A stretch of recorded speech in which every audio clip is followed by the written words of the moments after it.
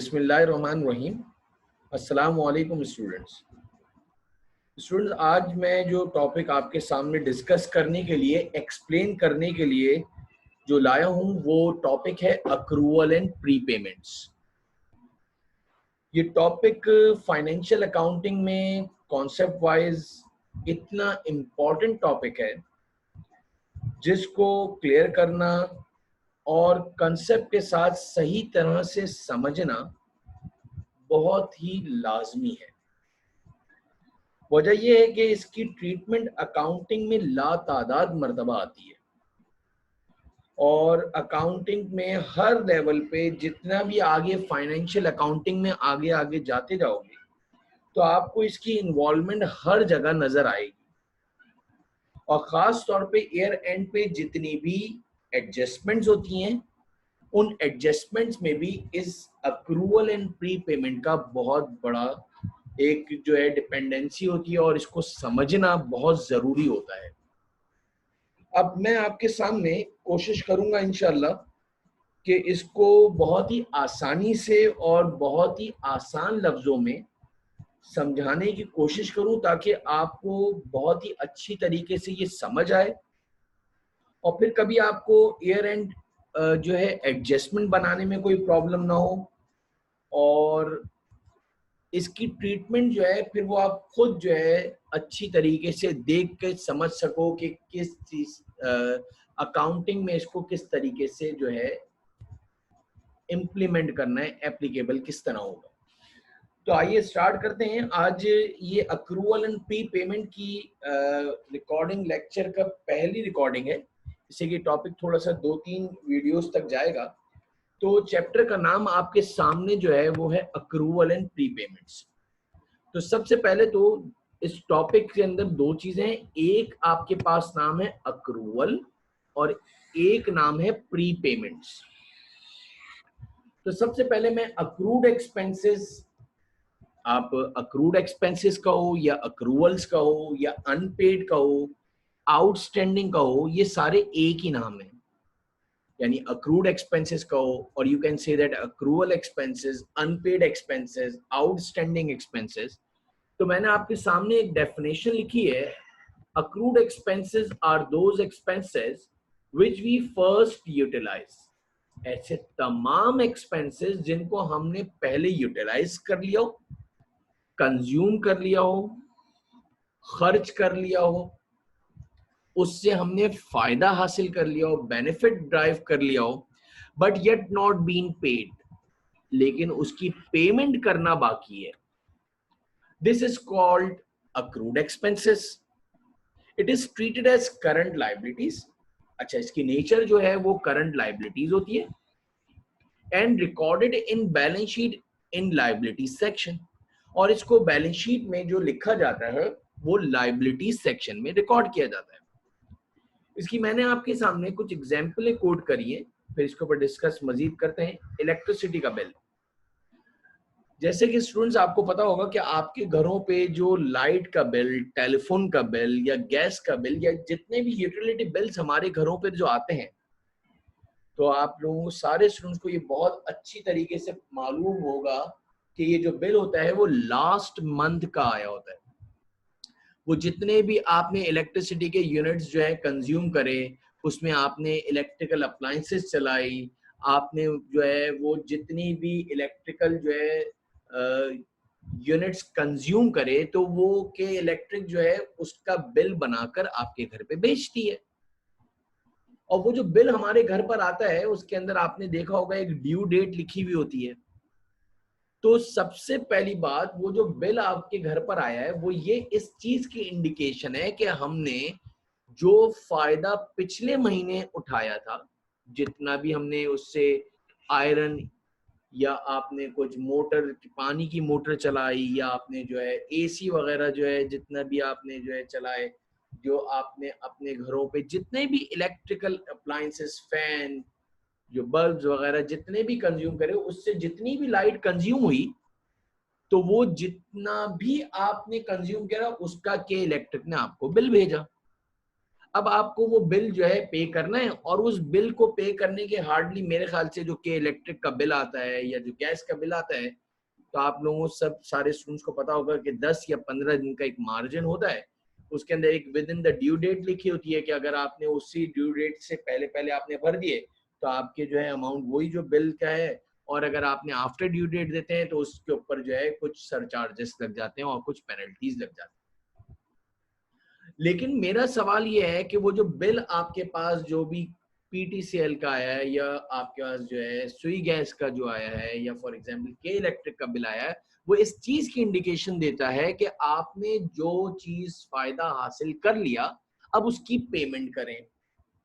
अब ये जो घर पे लाइट का बिल पड़ा हुआ है ये आपके लिए अक्रूड एक्सपेंसेस है।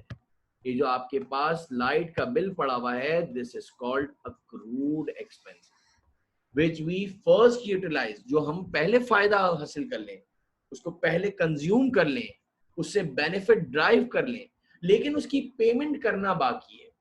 और वो पेमेंट आपको ऑब्वियसली बात है करंट लायबिलिटी इसलिए कि उसकी पेमेंट को सेटल करने के लिए हार्डली मेरे ख्याल से 10-15 दिन। एक बात समझाने के लिए कह रहा हूँ कि जो यूटिलिटी बिल्स हैं वो तो 15-20 दिन के अंदर आपको पेमेंट करनी होती है। तो ये आपका जो है अक्रूड एक्सपेंसेस कहलाता है, यानी ये अक्रूड एक्सपेंसेस की मैंने आपको डेफिनेशन बताई। अब इसके अंदर आपके पास फॉर एग्जांपल, तो accrued expenses are those expenses which we first utilised, जिनको हम पहले यूज कर लें और इसके बाद उसकी पेमेंट करते हैं, तो they are treated as accrued expenses. अगर हम चैप्टर के दूसरे पार्ट की तरफ जाएं, जैसे कि ऊपर हेडिंग डली हुई थी, वो था आपके पास अक्रूवल एंड प्री पेमेंट्स। अच्छा, अक्रूवल के अंदर मैंने आपको एग्जांपल बता दिए कि इलेक्ट्रिसिटी की बिल हो गया है, यूटिलिटी बिल्स हो गए, पोस्ट पेड बिल्स हो गए, मोबाइल बिल्स हो गए, रेस्टोरेंट्स बिल हो गए, सैलरीज। ज्यादातर जब आप पेमेंट जो है जब काम कर देते हैं तो हर महीने की तनख्वाह अगले महीने को देते हैं। ये नहीं है कि आपने किसी को अपॉइंट करा तो पहले दिन ही उसको जो है आपने जो है सैलरी दे दी। जो चैप्टर का दूसरा टॉप पॉइंट है दैट इज प्री पेमेंट, और you can say that prepayments, prepaid और एडवांस पेमेंट। अगर आप इसकी डेफिनेशन देखो तो प्री पेमेंट्स और prepaid expenses are those expenses which we paid first, जो हम सबसे पहले पेड करते हैं, देन वी यूटिलाइज, सबसे पहले तो हम पेमेंट कर देते हैं और उसको यूटिलाइज बाद में करते हैं। यानी सबसे पहले तो हम उसको पेड करते हैं और इसको यूटिलाइज यानी खर्च जो है वो बाद में करते हैं। It is treated as current asset and recorded in balance sheet as current asset. For example बच्चों, आपकी जो स्कूल्स की फीस है, आपकी इंस्टीट्यूशन की फीस हो गई, आपकी कॉलेज की जो फीसेस हो गई है, आपको एडमिशन उसी वक्त मिलता है जब आप उसको पेमेंट करवाते हो, एडमिशन फीस देते हो। सेमेस्टर की फीस आपको जो है वो एडवांस में देनी होती है। इसके बाद यू गॉट द एडमिशन। उस इंस्टीट्यूशन में या इस इंस्टीट्यूट में आपको उसी वक्त एडमिशन मिलता है जब आप उसकी पेमेंट करते हैं। अब वो चाहे वो आपने जो है उसकी इंस्टॉलमेंट बना दी हो, लेकिन सबसे पहले आपको कुछ पेमेंट करनी पड़ती है। यानी अभी आपने पढ़ा नहीं है और इससे पहले आपको सबसे पहले जो है पेमेंट करनी होती है। वर्ल्ड वाइड स्टैंडर्ड है, कुछ चीजें प्रीपेड पे चल रही हैं। आपकी जो है इंश्योरेंस, मैंने आपको बताया इंश्योरेंस जो है वो प्रीपेड पे चलता है। रेंट, आपने कोई जो है ऑफिस रेंट पे लिया है बच्चों, तो वो ऑफिस रेंट पे जो लिया है आपने, तो ऑब्वियसली बात है वो रेंट पे जो आपने जो है सबसे पहले एडवांस रेंट देना पड़ेगा, सिक्योरिटी डिपॉजिट भी देना पड़ेगा। आपकी best ever example prepaid calling cards. तो prepayments are those expenses which we paid first and then we utilise. सबसे पहले हमने पेमेंट कर दी और अब उसको आहिस्ता आहिस्ता हम खर्च करते रहेंगे, यूटिलाइज करते रहेंगे। इसकी मैं बेस्ट एवर एग्जांपल यूं देता हूं स्टूडेंट्स को कि आपने 100-200 रुपए का जो है क्रेडिट अपने मोबाइल में डलवा दिया, तो आपने जो दुकान वाले को पेमेंट है सबसे पहले वो 100-200 रुपए जो है क्रेडिट के दे दिए। वो जो आपने इजी लोड करवाया है या क्रेडिट दिलवाया है, और इसके बाद by the passage of time आपने जितनी भी कॉल्स करते रहे, जो भी मैसेजेस करते रहे, व्हाटएवर, तो वो आपका क्रेडिट जो है कंज्यूम होता रहा। पेमेंट पहले करी, कंजम्पशन बाद में करी, दे आर कॉल्ड प्रीपेमेंट्स। तो ये होपफुली आपको बाय डेफिनेशन दोनों को मैंने एक्सप्लेन करने की कोशिश करी कि what is the difference between the accrued expenses and the prepayment expenses. आपने जो अक्रूड एक्सपेंसेस है वो फायदा हासिल कर लिया है, पेमेंट करना बाकी है, तो वो लायबिलिटी है आपकी, और उसको सेटल आपको हार्डली महीना, 10 दिन, एक हफ्ते, 1 वीक के अंदर आपको पेमेंट करनी होती है।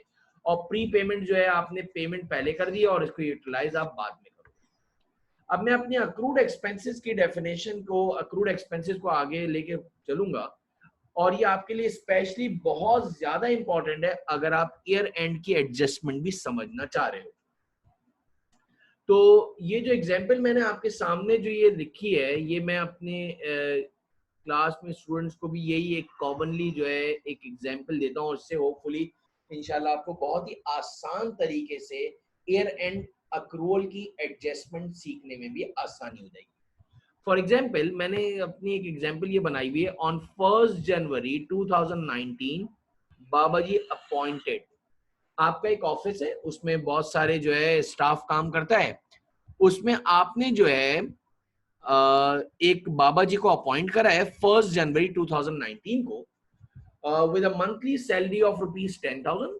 बाबा जी की आपने तनख्वाह जो है 10,000 रुपए रखी है, और पेड ऑन अक्रूवल बेसिस। ये पेड ऑन अक्रूवल का बेसिस का क्या मतलब है, आपने 1 जनवरी को बाबा जी को बुलाया, बोला बाबा जी ये आपको जो है थोड़ा सा फोटोकॉपी करना होगा, कुछ चाय वगैरह सर्व करनी होगी, कोई मेहमान वगैरह आ जाए तो रिफ्रेशमेंट वगैरह दे दीजिएगा, और आपकी मंथली सैलरी जो है 10,000 रुपए। बाबा जी ने एग्री कर लिया। बाबा जी ने कहा कब से ज्वाइन करूं, आपने कहा 1 जनवरी, आज से आप जो है स्टार्ट कर दें। जैसे बाबा जी उठने लगे, आपने कहा बाबा जी हमारी कंपनी का एक रूल है अलग सा, वो रूल ये है कि हम हर महीने की तनख्वाह अगले महीने की 10 तारीख को देते हैं। तो ये याद रख लीजिएगा कि आपको भी जो तनख्वाह है वो हर महीने की 10 तारीख को, सिर्फ आपको नहीं, पूरा जितना भी 150 लोगों का स्टाफ है, हेड ऑफिस से जो तनख्वाह आती है वो आती ही हर महीने की तनख्वाह अगले महीने की 10 तारीख को आपको तनख्वाह मिलेगी। बाबा जी ने कहा जब सबको तनख्वाह मिलेगी तो मुझे भी यही इसी तरह मिलेगी, ऑब्वियस सी बात है। अब बाबा जी ने आज से 1 जनवरी 2019 से बच्चों काम स्टार्ट कर दिया। अब मेरा सवाल ये है कि जनवरी के पूरे महीने में बाबा जी ने काम किया अच्छी तरीके से, पूरे महीने जो है सुबह 9 से 5 तक उनकी टाइमिंग से, जनवरी के पूरे महीने में 30-31 तारीख तक काम किया, फरवरी स्टार्ट हो गया। वैसे देखा जाए तो बाय लॉजिकली जो है आपको 1 फेब को इनको तनख्वाह देनी चाहिए थी, लेकिन कंपनी का रूल है कि भाई हर जो है स्टाफ को जो है सैलरी जो है 10 तारीख को मिलती है, और आपके भी फादर भाई वगैरह कहीं पे जॉब करते हो तो ऑब्वियसली बात है सबके कंपनीज का डिफरेंट सिनेरियो है। कहीं पे 1 तारीख को जो है सैलरी मिल जाती है, कभी किसी को 5 तारीख को मिलती है, कभी किसी को 15 तारीख को मिलती है, व्हाटएवर डिफरेंट मैनेजमेंट के जो है क्राइटेरियाज होते हैं। तो बाबा जी ने जो जनवरी का काम किया, तो फरवरी की 10 तारीख को बाबा जी को बुलाया। आप उस कंपनी के अकाउंटेंट और बाबा जी को 10,000 रुपए दिए और बोला बाबा जी ये लें आपकी जनवरी की तनख्वाह। यानी जनवरी की तनख्वाह आपने फरवरी की 10th को दे दी, और एंट्री बनाई अपने पास सैलरी एक्सपेंस डेबिट और कैश क्रेडिट। अब इन द सेम वे फरवरी की तनख्वाह आपने मार्च की 10 तारीख को दी, मार्च की तनख्वाह आपने अप्रैल को दी, salary expense debit cash credit. हर महीने की तनख्वाह देते हुए अकाउंटेंट बाकायदा ये बोल रहा है कि भाई ये लें आपकी अप्रैल की, जब अप्रैल की 10 तारीख को जब तनख्वाह दे रहे थे तो ये बोल के दिया कि ये आपकी मार्च की तनख्वाह है। इससे कि महीना कंप्लीट होने के बाद नेक्स्ट मंथ की 10 तारीख को सैलरी मिलती है। तो अप्रैल की तनख्वाह मिलेगी मई में, मई की तनख्वाह मिली जून में, जून की मिली जुलाई में, जुलाई की अगस्त में, अगस्त की सितंबर, सितंबर की अक्टूबर में, अक्टूबर की नवंबर में, नवंबर की 10 तारीख को आपने बाबा जी को बुलाया और तनख्वाह दी 10,000। और दिसंबर की तनख्वाह जैसा शेड्यूल चल रहा है तो वो आप as per schedule next accounting period यानी जनवरी 10th 2020 को देंगे। 2019 दिसंबर की तनख्वाह आप देंगे जनवरी 2020 को। अब आपके पास टुडे इज दिसंबर 31st 2019। सारे स्टूडेंट जरा गौर से सुनिएगा। आज आप थोड़ी देर के लिए यूं एग्जाम्पल समझ लें कि आज है, today is December 31st 2019। Accounting year and हुआ है हमारी कंपनी का, और हमारी कंपनी का अकाउंटिंग ईयर एंड होता है बच्चों दिसंबर 31 2019। याद रहे, बाबा जी को आपने दिसंबर की तनख्वाह 2019 की नहीं दी, बाबा जी को जनवरी की तनख्वाह दे दी। जनवरी, फेब, मार्च, अप्रैल, मई, जून, जुलाई, अगस्त, सितंबर, अक्टूबर, नवंबर, दिसंबर। दिसंबर के बजाय नवंबर तक की पेमेंट दी। दिसंबर की तनख्वाह, भाई कोई चोरी चकारी नहीं, अल्लाह ना करे, बस सिस्टम ऐसा चल रहा है कि दिसंबर की तनख्वाह आप दोगे जनवरी में। आप एक अकाउंटेंट हो, आप बोल रहे हो यार बाबा जी से काम लिया है हमने 2019 में, बाबा जी से काम लिया है आपने 2019 में, और बाबा जी को तनख्वाह दे रहे हैं हम 2020 में। तो अकाउंटिंग में एक कॉन्सेप्ट है, आगे इंशाल्लाह नेक्स्ट वीडियो के अंदर मैं उसकी डेफिनेशन भी लिख दूंगा, अभी इससे ऐसे ही बता दूं, वो है मैचिंग प्रिंसिपल, कि जिस साल का एक्सपेंस है वो इसी साल में रिकॉर्ड होना चाहिए। अब आप एक जूनियर अकाउंटेंट हो, आपको समझ ही नहीं आ रहा, आप बोले हमने बाबा जी से जो है काम ले लिया दिसंबर में और तनख्वाह देंगे जनवरी 10 2020 में। तो आप अपने सीनियर जो है अकाउंटेंट के पास गए, उनको पूरी कहानी बताई, तो सीनियर अकाउंटेंट ने कहा कि फिर अकाउंटिंग में एक और कॉन्सेप्ट बीच में आता है, that is called accrual basis of accounting. तो सीनियर अकाउंटेंट ने आपसे कहा कि यार तुमने जब मैचिंग प्रिंसिपल पढ़ा है तो तुमने अक्रूवल बेसिस ऑफ अकाउंटिंग भी तो पढ़ा होगा। बोला सर वो क्या है? बोला भाई बाबा जी के जो है आप एक्सपेंस आपको रिकॉर्ड करना है तो आप रिकॉर्ड कर दो, बेशक कोई मसला नहीं है। आप 10,000 रुपए से एंट्री पास करो, सैलरीज एक्सपेंस डेबिट।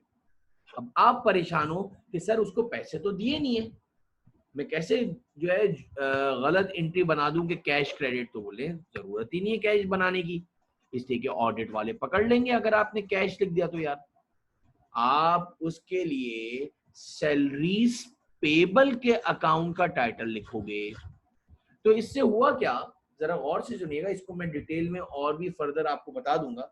आपने ईयर एंड दिसंबर 31, अच्छा ये सारी बातें कब हो रही हैं बच्चों? दिसंबर 31 2019 को इनकम स्टेटमेंट और बैलेंस शीट बनाने से पहले जूनियर अकाउंटेंट यानी हम अपने सीनियर अकाउंटेंट से ये बातें कर रहे हैं, और हम कह रहे हैं कि अब हम ये लास्ट मंथ की क्या एंट्री बनाएं। तो सीनियर अकाउंटेंट ने कहा कि मैचिंग प्रिंसिपल को पूरा करना है तो एक्सपेंस रिकॉर्ड कर दो, तो सैलरीज एक्सपेंस को आप डेबिट कर दो और सैलरीज पेबल को क्रेडिट कर दो कि हम ये सैलरी देंगे, अभी नहीं दिए बाद में देंगे। तो इससे हुआ क्या कि एक्सपेंस हमारा रिकॉर्ड हो गया।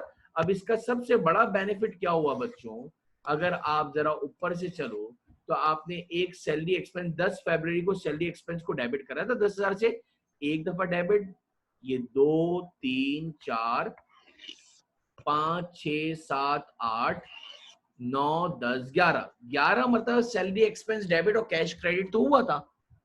आपने 11 मरतबा अपनी बुक्स ऑफ अकाउंट्स में एंट्री बनाई थी सैलरीज एक्सपेंस डेबिट और कैश क्रेडिट, लेकिन दिसंबर की तनख्वाह तो आपने दी नहीं है। तो दिसंबर 31 2019 को आपने you have to prepare an adjusting entry, और वो एंट्री आपने मैचिंग प्रिंसिपल को पूरा करने के लिए एंट्री पास करी सैलरीज एक्सपेंस डेबिट। तो ये 12वीं एंट्री सैलरी एक्सपेंस डेबिट हो गया, जिससे आपके 10-10 हजार रुपए से पूरे 12 महीनों का सैलरी एक्सपेंस जो लिखा जाएगा इनकम स्टेटमेंट में, वो बच्चों लिखा जाएगा 1,20,000। जब अकाउंटेंट जो है इनकम स्टेटमेंट बनाएगा दिसंबर 31 2019 को, तो याद रखना सैलरीज एक्सपेंस लिखेगा अपनी इनकम स्टेटमेंट में, ग्रॉस प्रॉफिट के नीचे अदर एक्सपेंसेस में सैलरीज एक्सपेंस 1,20,000 लिखेगा। और जब उसके साथ बैलेंस शीट बनाएगा बच्चों, तो बैलेंस शीट में सैलरीज पेबल लिखेगा 10,000 रुपए। यानी इसका मतलब ये हुआ कि पूरे 12 महीने का एक्सपेंस रिकॉर्ड करना आपको अपनी इनकम स्टेटमेंट में कंपलसरी है, मैंडेटरी है, अकाउंटिंग का कॉन्सेप्ट है, प्रिंसिपल है। आगे इंशाल्लाह इसको डिटेल में हम बात कर भी लेंगे। तो ईयर एंड पे यानी ये सारे दिसंबर 31 को सबसे पहले आपने एडजस्टिंग एंट्री बनाई बच्चों, और वो एडजस्टिंग एंट्री बनाई सैलरीज एक्सपेंस डेबिट और सैलरीज पेबल क्रेडिट, और 11 एंट्रियां तो आपके पास कैश के फॉर्म में बनी हुई थी, सैलरीज एक्सपेंस डेबिट और कैश क्रेडिट। और दिसंबर 31 को जो एंट्री बनाई है आपने वो बना दी 10,000 से सैलरीज एक्सपेंस डेबिट, क्योंकि आपने सैलरीज दी नहीं है, देंगे, मना नहीं करा, लेकिन दिसंबर 31 तक नहीं दी है। तो ये आपके पास जो 3 आंसर्स आपके पास मोस्टली आपसे है कि salary expense for the year ended December 31 2019 का जो सैलरी एक्सपेंस लिखा जाएगा वो लिखा जाएगा 1,20,000 लिखा जाएगा इनकम स्टेटमेंट में। और बच्चों बैलेंस शीट में सैलरीज पेबल के नाम से लिखा जाएगा, लायबिलिटीज में जरा गौर से सुनिएगा, सैलरीज पेबल के नाम से लिखा जाएगा 10,000 रुपए, और जो कैश पेड करा है during the year ended December 31 2019 in respect of salaries, आपने सैलरीज के लिहाज से कितनी पेमेंट करी है। तो ये बहुत ज्यादा एक बहुत अच्छी तरीके से आपको एक कंसेप्ट क्लियर कर दूं कि ऊपर अगर आप देखो तो 11 एंट्रियां कैश से बनी हुई 10-10 हजार रुपए से 10,000 रुपए से। तो आपने टोटल पूरे साल में 2019 में टोटल 1,10,000 रुपए की पेमेंट करी है बच्चों। आपने टोटल 1,10,000 रुपए की पेमेंट करी है बाबा जी को। बाबा जी से काम लिया था 1,20,000 का, लेकिन बाबा जी को आपने जो पेमेंट करी है वो सिर्फ 1,10,000 रुपए की करी है, और 10,000 रुपए कंपनी के ऊपर लायबिलिटी है जो कि वो नेक्स्ट ईयर के स्टार्टिंग में यानी जनवरी 10 2020 को सेटल कर देगा। तो होपफुली आपको ये वीडियो मेरी समझ में आई होगी। जो मेरा ये कंसेप्ट है कि मैं क्लियर करना चाह रहा हूँ कि स्टूडेंट्स को ईयर एंड की एडजस्टमेंट बनाना आ जाए, तो वो इसके पीछे ये फिनोमेना चल रहा होता है कि वो मैचिंग प्रिंसिपल को पूरा करने के लिए आपको एक्सपेंस को रिकॉर्ड करना होता है।